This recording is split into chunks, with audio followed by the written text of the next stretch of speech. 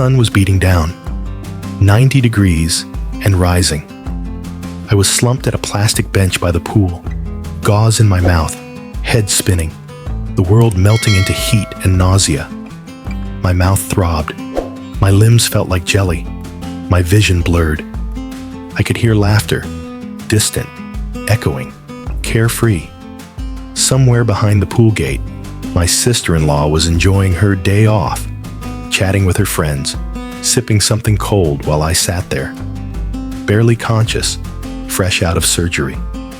I was 19 years old, vulnerable, drugged, dizzy, and completely alone.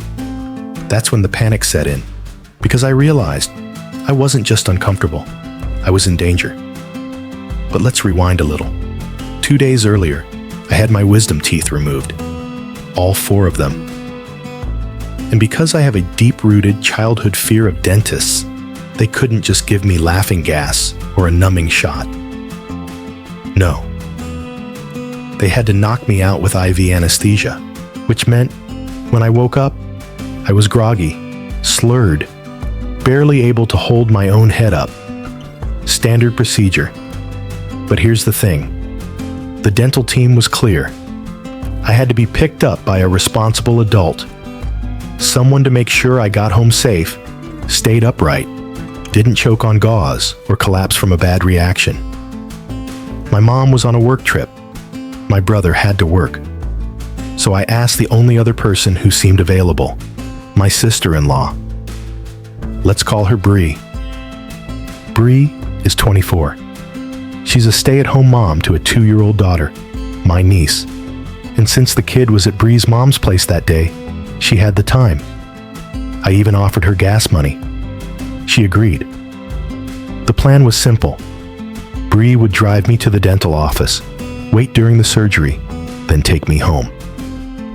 And at first, that's exactly what she did. She sat in the waiting room while they put me under. She was there when I stumbled out with cotton stuffed in my mouth and a plastic bag of post-op instructions in my hand. She walked me out to her car. I remember gripping the door handle like it was an anchor, trying not to pass out. But something felt off. The drive seemed too short. I wasn't home. I could still feel the sun seeping through the window. I could smell chlorine. I heard kids yelling, splashing, and then the car stopped. "Come on," Bree said. I didn't ask questions. I couldn't. I was dazed, nauseous, and exhausted. I followed her, because sitting in a boiling car wasn't an option. My head felt like it was caving in. She led me through a gate and sat me down at one of those public poolside tables, the kind with the metal umbrella poking out the middle. The seat burned through my clothes. The sun was merciless. Then she said she'd be back in a while. I blinked up at her, confused, barely able to speak through the gauze and swelling. I tried to protest. I mumbled that I needed to go home, that I felt sick. But she just smiled and walked away. Turns out, Bree had plans. She was meeting friends at the pool. She hadn't canceled them. She just decided I could sit there, like a sedated dog in a kennel, while she enjoyed her little social hour. The minutes dragged like hours. My skin burned. My hands trembled. My throat felt like sandpaper. I couldn't focus. My heart was pounding. My body screamed for rest, for shade, for care. I started to panic. Was I going to throw up? Was I going to pass out? What if I collapsed and hit my head? What if someone thought I was drunk or high and called the cops? I didn't know what to do. So I did the only thing I could think of. I pulled out my phone and called my brother. I could barely get words out. Between the meds and the gauze, I must have sounded like a dying cat. I remember trying to say something, anything, that would make him understand. He didn't, not right away.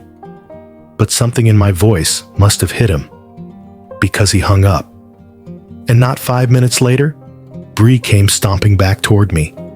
Her face was red, not from sunburn, but from rage.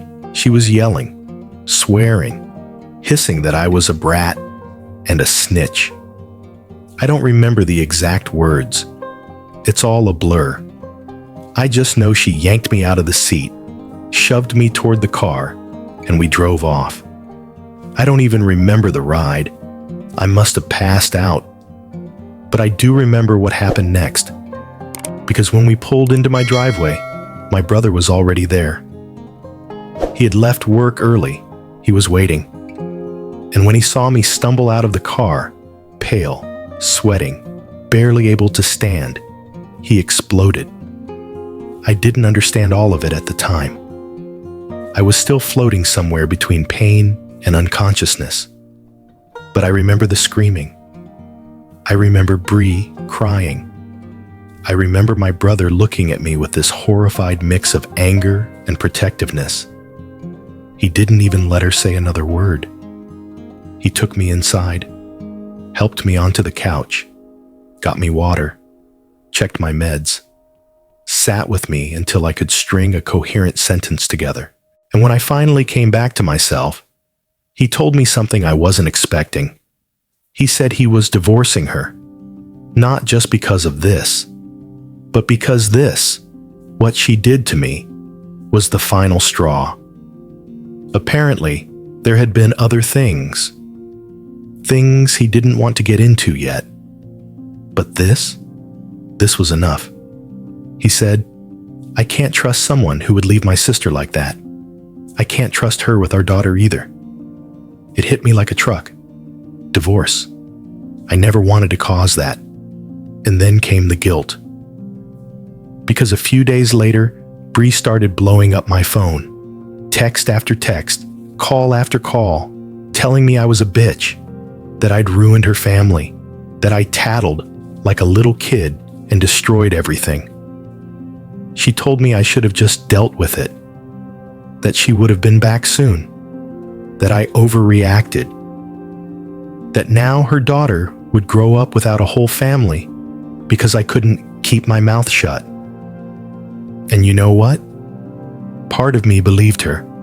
I felt sick, not from the surgery, but from the weight of it all. Had I just shattered a family? Had I overstepped? Should I have just sat there and waited? But then I remembered what it felt like, sitting at that pool, alone, drenched in sweat, dizzy, helpless, trying not to vomit or cry or pass out. I remembered how scared I was. I remembered how abandoned I felt. And I realized, no, this wasn't about me tattling. This was about a grown woman making a promise and breaking it. This was about someone putting their comfort ahead of someone else's care. This was about neglect. And my brother saw that. He saw it in how she treated me. And he must have seen it before too. Maybe in the way she treated him. Maybe in the way she treated their daughter. I was just the final proof. Still, the guilt clings to me, and I can't help but wonder, so, am I the asshole? No, you are not the asshole. Let's be very clear. You were 19, drugged, post-op, and you were left out in the heat like an afterthought, while the one adult who promised to care for you treated your pain like an inconvenience. That's not your failure. That's hers. It's easy, in these moments, to blame the messenger, to point at the person who called for help and say, you broke it. But what really broke this marriage was not a phone call. It was a pattern your brother had likely seen many times before, but ignored, justified, explained away, until it touched someone he loved, until it touched you. You didn't destroy their family, you revealed it. Sometimes that's what truth does. It peels back the curtain. It shows us what we've been trying not to see. And yeah, it hurts, but it also heals. So if you're out there listening to this, and you've ever been made to feel guilty for speaking up, for saying I need help, for holding someone accountable. Know this: your voice matters. Your safety matters. And anyone who punishes you for telling the truth was never protecting you in the first place. Let us know in the comments, have you ever been blamed for someone else's mistake? And if this story hit home, share it. Someone out there might need to hear it.